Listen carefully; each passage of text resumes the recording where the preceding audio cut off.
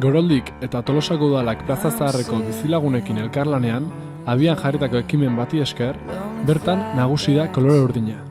Plaza inguratzen duten etxeetako balkoietan surfinia urdinak landatu dituzte, eta uda pasa arte itxura hau erakutsiko dute gune inguratzen duten etxeetako balkoiek. Eraikin publikoi dagokionean, udaletxean eta kulturretxean jarri dituzte loreak.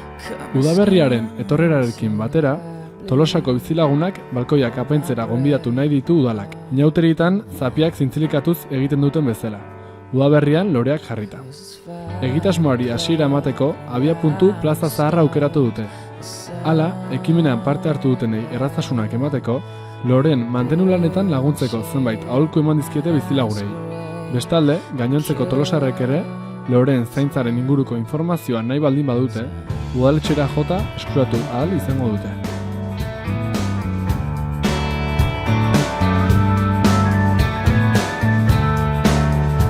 Yes,